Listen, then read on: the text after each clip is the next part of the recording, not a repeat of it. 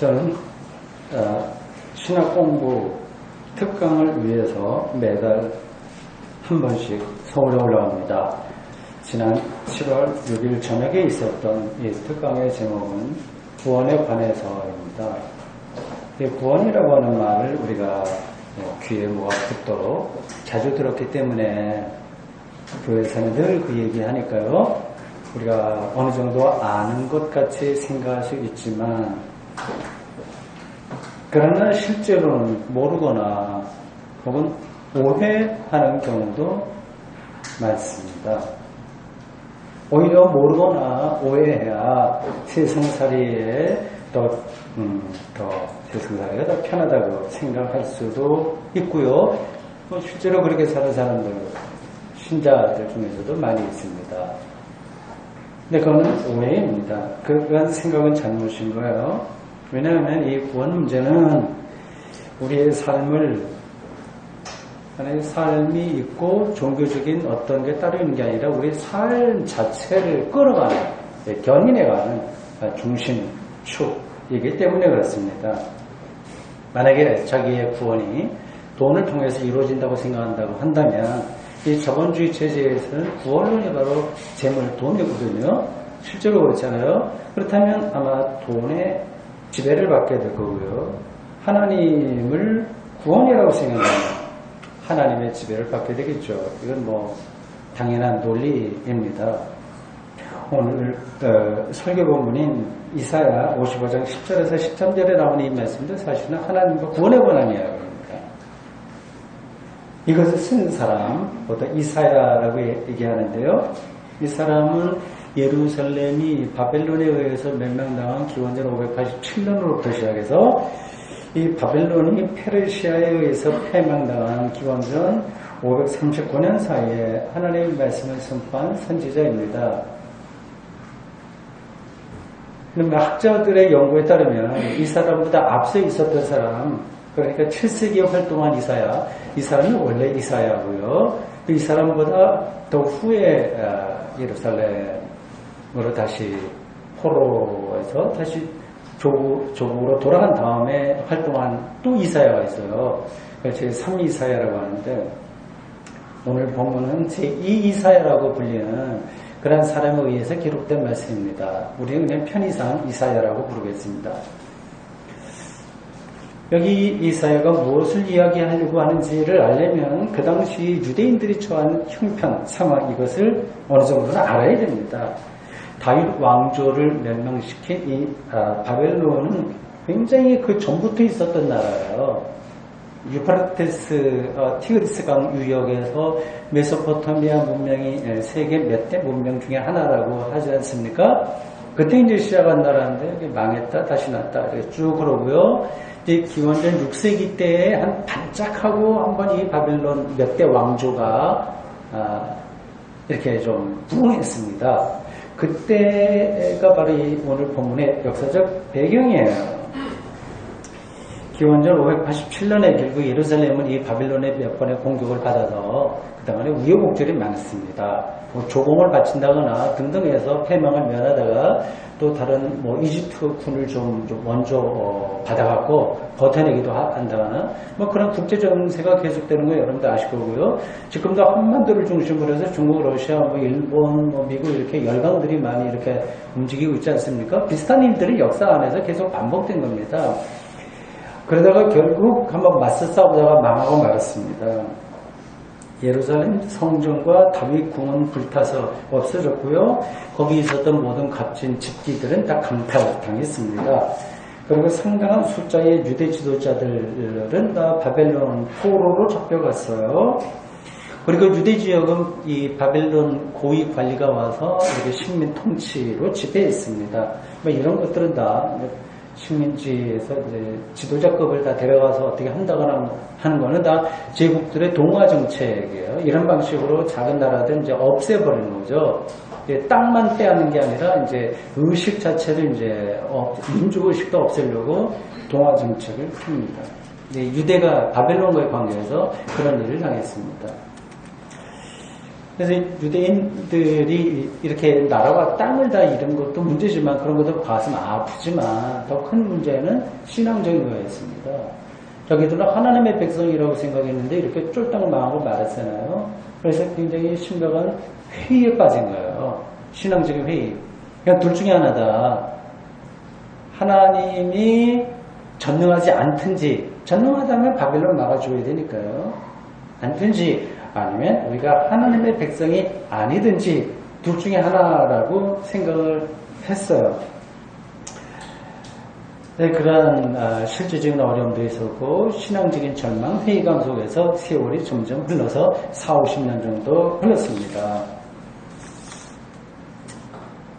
그때 이제 이사야가 출현하죠.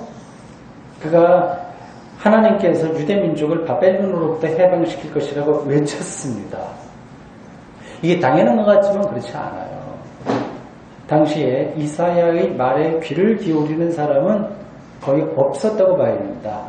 그의 제자들이 이제 이사야의 말을 기록했다가 이렇게 나온 거지 그 당시는 사람들이 이사야 말에 기울이지 않습니다. 그래도 이사야는 누가 듣든지 안 듣든지 거기에 주눅들지 않고 하나님으로부터 받은 그 말씀, 그걸 신탁이라고 하는데 오래클 그것을 선포했고요. 그리고 그의 선포가 신앙의 본질을 담고 있기 때문에 역사에서 사라지지 않고 살아남아서 유대인들의 경전이 되었고 그들만이 아니라 오늘 기독교인들도 하나님의 말씀으로 이 이사야의 말을 받아들이고 있습니다. 이사야의 이러한 영적인 통찰 혹은 그 신앙이 가능하려면 두 가지 사실이 전제되어야 됩니다. 하나는 구원에 대한 열망입니다. 구원에 대한 열망이에요. 이게 말처럼 쉽지 않습니다. 쉬우면 아예 성서가 이야기하지도 않는 거예요. 돈 벌어라. 이거는 말하지 않아도 우리가 쉬우니까 당연하게 하니까 하잖아요. 그런 말은 성서가 하지 않습니다. 그러니까 구원에 대한 열망이 이게 쉬운 것 같지만 쉽지 않습니다. 대다수 사람들은 그냥 좋은 게 좋다는 식으로 세상을 그렇게 보고 삽니다. 아주 특별한 경우가 아니라고 한다면 현실 유지가 되는 거를 사람들은 일반적으로 선호합니다. 전성적으로 보수적이기 때문에 그렇습니다. 보수는 그게 유지되는 걸 바라는 거잖아요. 스타터스 코어라고 현실 유지의 어떤 세계관으로 갖고 사는 겁니다. 그러니까 바벨론 포로 상황에서 살던 유대인들도 마찬가지였어요. 지금 여러분들이 착각을 할 수 있는데 그 바벨론 포로 얼마나 힘드냐. 그럼 빨리 독립하고 돌아가려고 투쟁하고 독립고 나오고 그렇게 해야지. 그렇게 생각할 텐데 천만의 말씀입니다. 거기 있었던 사람들은 다 바벨론 체제에 잘 적응해서 살았어요. 우리 일제시대에 그랬던 것처럼 말이죠. 바벨론에서 소수민족으로 산다는 게 어려움이 없지 않았지만 사실 출애굽 사건도 마찬가지예요. 거기 히브리인들이 신음했다고 하지만 그래도 다 살만했습니다. 이 바벨론 포로에서도 여전히 삶의 재미도 적지 않았습니다. 그 안에서 출세한 사람도 많았어요. 돈을 번 사람들, 그 사람도 많았고요. 아무튼 이 바벨론에서 그런 대로 모두가 다 지낼만 했습니다. 그리고 이 포로 상황이라고 하는 게 하루 이틀 된 게 아니라 수십 년 계속된 것이기 때문에 대다수의 유대인들은 거기에 잘 길들여졌습니다. 오늘 대다수의 기독교인들도 예수 믿고 구원받는다고 말은 하지만 그렇게 살려고 나름대로 또 노력하지만 또 그렇게 사는 것처럼 보이기는 하지만 실제로는 철저하게 자본에 지배하는 세상, 자본이 지배하는 세상에 자의반, 타의반으로 물들어 있습니다. 근데 어떻게 구원을 열망한다고 얘기할 수 있을까요? 이런 상태에서는 구원에 대한 열망이 나올 수가 없습니다. 이사야는 이 바벨론 체제에 길들여지지 않았습니다. 의식 자체가 그게 길들여지지 않은 거예요. 구원에 대한 열망으로 그의 영혼이 뜨거웠다고 하는 겁니다. 그러니까 이러한 선포를 할 수 있었어요. 두 번째는 이 구원을 하나님이 행하신다고 하는 그러한 영적 통찰입니다. 이런 말도 상투적으로 들으시면 참 곤란합니다. 사람들은 하나님이 구원하실지 말은 하지만 사실 자기가 한다고 생각해요. 뭔가를 그래서 야심차게 계획하고 실천하고 이루면 뿌듯하게 생각합니다. 그렇게 평생 수고하다가 결국 마지막에는 이걸로 되는 게 아니구나 하고 죽습니다. 하나님이 구원을 이루신다고 하는 말은 개인의 운명과 국가의 운명 또는 세계 전체가 자신들의 그리고 우리의 예상을 뛰어넘는 방식으로 전개된다는 것을 의미합니다. 오늘 설교 본문 그 앞절인 이사야 55장 8절과 9절이 그 사실을 가리킵니다. 다음과 같습니다. 들어보십시오. 이는 내 생각이 너희의 생각과 다르며 내 길은 너희의 길과 다름이니라. 여호와의 말씀이니라. 이는 하늘이 땅보다 높음같이 내 길은 너희의 길보다 높으며 내 생각은 너희의 생각보다 높음이니라.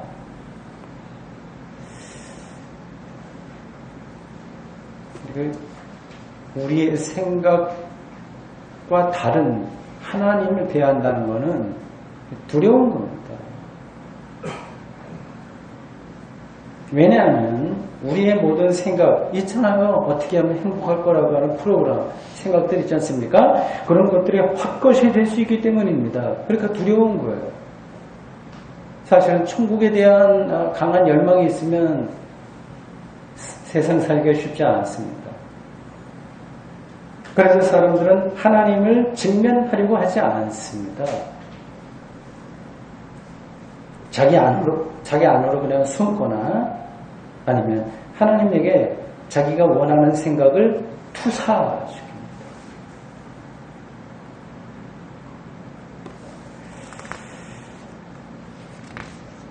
그러니까 자기가 원하는 것을 하나님을 통해서 얻으려고 하는 거죠. 이런 생각에 갇혀있는 한 바벨론 포로 상황에서 하나님의 구원을 선포한 이사야의 생각을 따라갈 수가 없습니다. 당시 유대인들은 바로 현실로 생각하십시오. 우리가 똑같은 거예요. 지금과 마찬가지입니다. 아니 그거를 성경을 아주 리얼하게 여러분들이 생각하셔야 돼요. 그러니까 유대인들은 앞에서 잠깐 언급한 것처럼 일종의 현실 안주나 현실 타협 혹은 패배주의 이런 데 빠져 있었습니다. 그래서 이사야 선지자를 향해서 다음과 같은 말을 그들이 했을 겁니다. 그런 개연성이 높아요. 당신 아무리 떠들어봐야 세상은 바뀌지 않아. 바벨론 이데올로기는 공고한 거야. 그러니까 입 다물고 조용히 지내는 게 좋아. 우리가 그런 식으로 살지 않습니까? 이사야는 자기가 선포하는 하나님의 말씀이 그 대중들이 말하는 것과 달리 헛되이 되돌아오지 않는다고 하는 사실을 반드시 성취된다고 하는 사실을 믿었습니다. 이사야 55장 11절에서 그렇게 이야기합니다. 이게 다 그 배경을 깔고 하는 이야기예요. 이제 대중들이 하는 이야기가 아니다 이렇게 하는 거죠. 내 입에서 나가는 말도 이와 같이 헛되이 내게로 되돌아오지 아니하고 나의 기뻐하는 뜻을 이루며 내가 보낸 일에 형통함이니라. 이사야는 이러한 확신 가운데서 바벨론 포로라는 현실에 갇혀있는 동족을 향해서 영적인 새로운 비전을 제시했습니다. 이제 하나님께서 그들을 평안하게 인도해서 조국으로 돌아가게 해준다고 말했죠. 그러니까 하나님께서 바벨론 체제와는 전혀 다른 세상을 열어주신다고 하는 뜻입니다. 12절 말씀이 이렇습니다. 너희는 기쁨으로 나아가며 평안히 인도함을 받을 것이요 산들과 언덕들이 너희 앞에서 노래를 바라고 들의 모든 나무가 손뼉을 칠 것이며 13절 내용도 비슷해요. 잣나무는 가시나무를 대신하고 소비나무는 찔레를 대신해서 열매를 맺을 것이라고 했습니다. 이 모든 것들이 여호와 하나님의 구원에 대한 표징이다. 이렇게 말하고 있어요. 실질적으로 들리시죠? 특히 여기서 산들과 언덕들이 노래하고 나무들이 손뼉을 친다고 하는 표현이 재밌어요. 이제 문학적인 표현입니다. 노래와 손뼉은 즐거움과 행복의 표현이에요. 사람도 즐거우면 노래하고 손뼉을 칩니다. 그런 경험이 깊어지면 노래와 악기 연주와 춤 같은 예술로 승화됩니다. 천국에는 아마 저 같은 설교하는 사람은 없을 거고요. 노래와 손뼉과 춤추는 사람만 있을 것 같습니다. 이러한 노래와 춤, 손뼉, 이런 희망을 안고 우리는 삽니다. 그것은 단순히 미래의 희망으로만 남아있는 것이 아니라 오늘의 현실이 되어야만 합니다. 노래하고 손뼉 치는 이러한 삶을 현실로 살아내는 것이 기독교인의 영성이기 때문에 그렇습니다. 이사야의 이런 예언을 오늘 우리가 공감하기가 쉽지 않습니다. 노래와 춤이라니 이 세상이 얼마나 참혹한데 그렇게 생각을 할 수밖에 없는 현실들이 있어요. 너무 촉박해서 견딜 수 없다고 생각하는 겁니다. 그건 사실이죠. 지난 4월 16일에 벌어진 세월호 참사, 대한민국의 하나의 축소판이라고 할 수 있는 이러한 참사를 직접 겪은 이들이나 그걸 간접적으로 거기에 공감하는 그런 사람들은 노래와 손뼉이 너무 먼 이야기를 들립니다. 이런 아이들과 어른들도 있었습니다만 그런 죽어가는 그런 장면들이 아마 여러분들도 마찬가지일 텐데 저도 문득문득 이제 떠오르는 거죠. 이러한 끔찍한 일만이 아니라 개인적으로 감당해야 할 고난도 우리에게는 많습니다. 어떻게 할 수 없는 일들이 많습니다. 그리고 또 세상이 너무 악하다. 왜 이 땅이냐. 그렇게 느낄 수도 있습니다. 일상에서 벌어지는 불행을 손에 꼽기 시작하면 끝이 없습니다. 또 거꾸로 이런 아무런 어려움이 없다고 여기는 사람들도 이사야의 예언에 공감하기가 어렵습니다. 지금 자신이 행복하다고 느끼는 사람들은 더 이상의 구원을 필요로 하지 않는 거예요. 그런 게 느끼지 못하면 손뼉치거나 노래할 수도 없습니다. 저는 앞에서 바벨론 포로 당시 유대인들이 이사야의 말에 귀를 기울이지 않았다고 말씀드렸어요. 구원에 대해서 귀를 막았다는 얘기입니다. 그 현상을 좀 더 진지하게 들여다보아야 합니다. 유대인들은 그냥 현실에 좀 더 편안하게 사는 것에 마음을 두었습니다. 거기서 출세하고 취미생활하고 여행 다니고 맛있는 거 찾아 먹고 행복하게 살아가길 바랐어요. 또 그렇게 살았습니다. 불편한 거 있지만 그런 건 인생은 다 그런 거니 하고 그냥 참으면 됩니다. 이게 인지상정이죠. 우리도 다 그렇게 살지 않습니까? 그냥 그렇게 편하게 즐겁게 이렇게 소신민으로서 살고 싶은데 이사야가 자꾸 귀찮게 말을 거는 거예요. 이제 귀찮은 거예요. 그의 말이. 그러니까 거기 안주하지 말라고 하나님을 찾으라고 우리와 생각이 다른 하나님이 고유한 방식으로 구원하신다는 것에 좀 관심을 두라고 그런 얘기를 자꾸 들으니 귀찮잖아요. 이사야의 이 말은 삶에 대한 시각을 완전히 바꿔라, 하나님께로 바꿔라라고 하는 충고입니다. 그게 잘 되지 않죠. 거의 불가능할지 모릅니다. 그래서 선지자들이 필요한 거죠.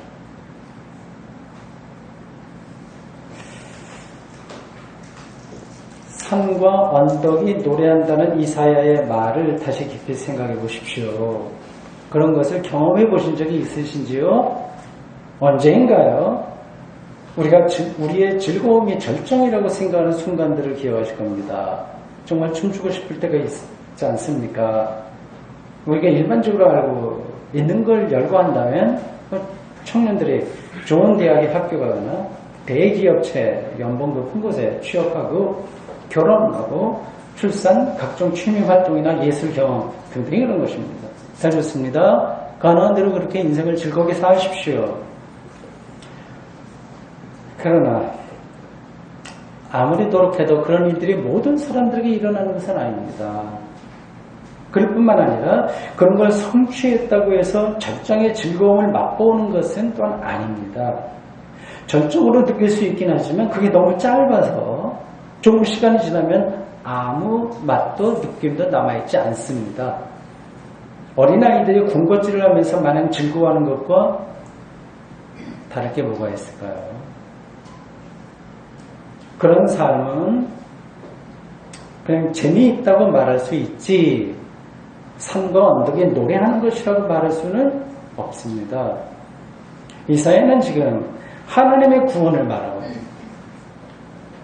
우리의 설계를 성취하는 방식이 아니라 하나님이 이루시는 그러한 구원을 이야기하고 있습니다. 그 하나님이 행하신 사건만이 산과 언덕으로 하여금 노래할 수 있게 하기 때문입니다.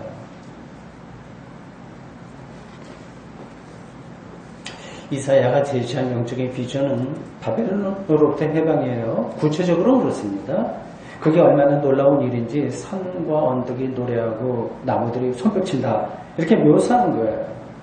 그의 말대로 이제 바벨론은 망했어요. 곧 망하고 페르시아가 그를 쳤죠. 그래서 페르시아의 첫째 왕 고레스의 칙령에 의해서 뭐 유대인들만 아니라 다른 나라도 많이 포로로 잡혀왔으니까 다 자기 나라 가라. 그래서 조국으로 돌아와서 이스라엘도 이스라엘도 나라를 다시 세울 수 있었고요. 예루살렘 성전도 다시 짓고요. 그리고 율법 문헌들도 여기저기 좀 찾아내고요. 그러면서 뭐 번듯하게 뭔가 해보려고 했습니다. 여러 가지 우여곡절을 거치다가 결국 예루살렘과 그 유대에는 점점 힘을 잃게 되었고 몰락하게 되었습니다. 기원 후 70년에는 로마에 의해서 예루살렘이 완전히 파괴됐습니다. 그 후로 2000년 가까이 나라 없이 그 나라가 사람들이 다 유럽 전역에 흩어져서 살게 되었습니다. 디아스포라의 운명을 면할 수 없었습니다. 그래서 산과 언덕이 노래하고 나무들을 손뼉 친다고 하는 이 이사야 선지자의 예언은 성취되지는 못한 거예요. 그렇다고 해서 그의 예언이 잘못된 건 아닙니다. 이 긴장을 여러분들이 아셔야 돼요. 성취된 건 아니나 잘못된 예언은 아닙니다. 선지자들도 다 사람이기 때문에 미래를 족집게처럼 잡아 맞출 수는 없어요. 그런 사람은 세상에 없습니다. 여기서 중요한 것은 이사야가 바벨론 포로라는 그 암울한 시대에 하나님의 구원이 올 것이라는 사실을 선포했다고 하는 겁니다. 거기까지만이에요. 바로 여기까지만 인간의 한계를 지났으나 하나님의 신탁을 받은 선지자들의 역할입니다.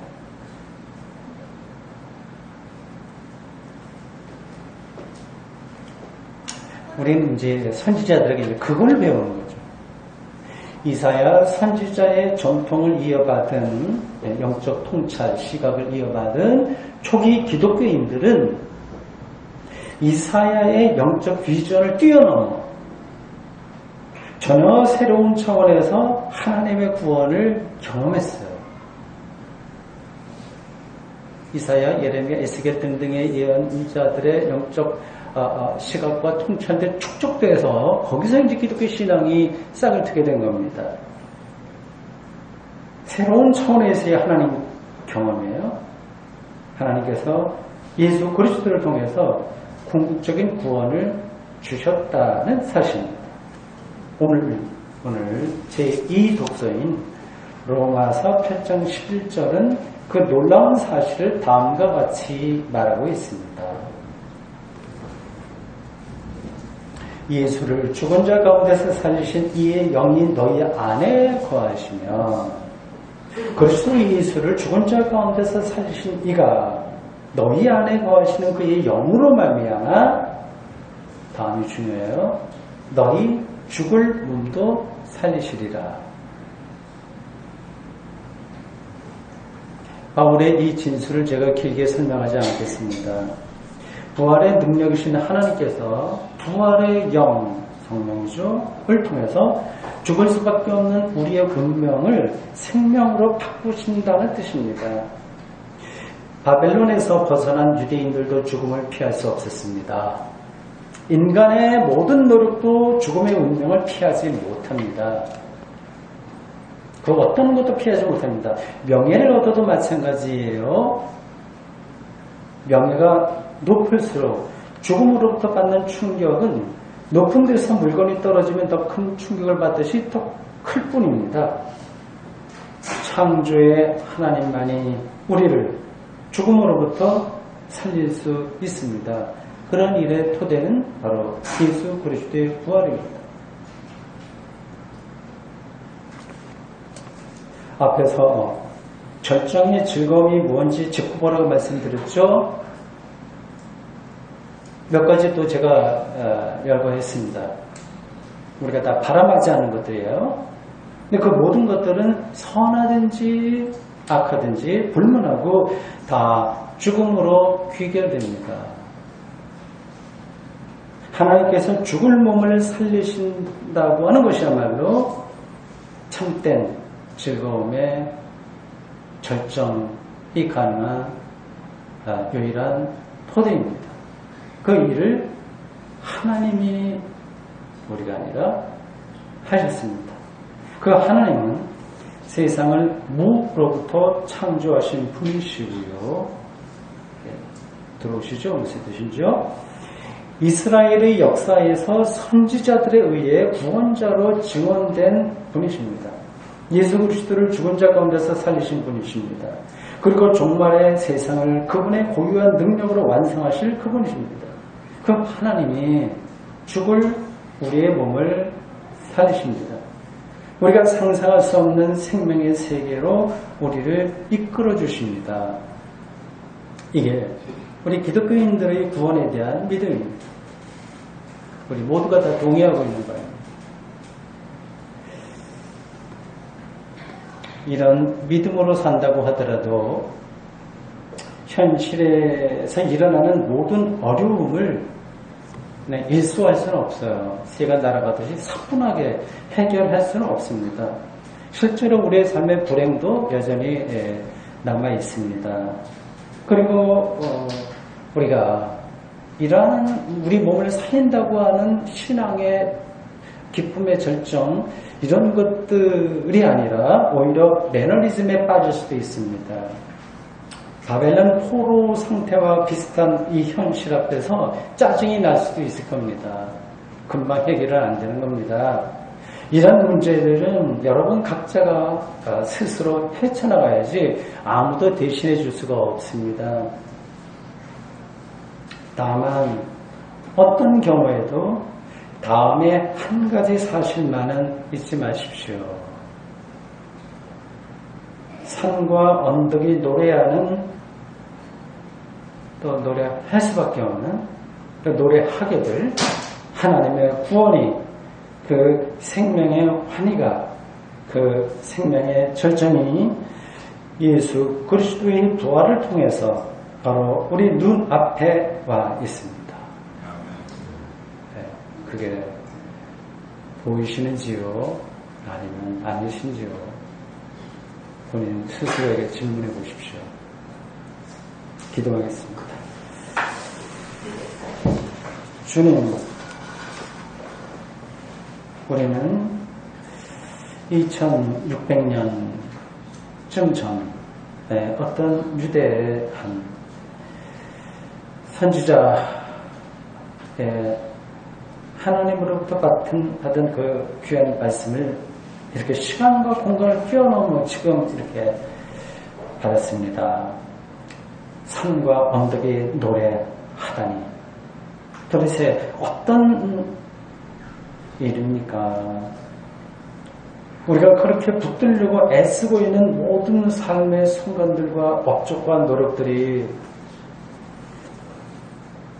잠시 우리를 즐겁게 하나 감히 산과 언덕에 노래한다고 표현할 수 없는 그런 삶 속에 저희들이 묶여 삽니다.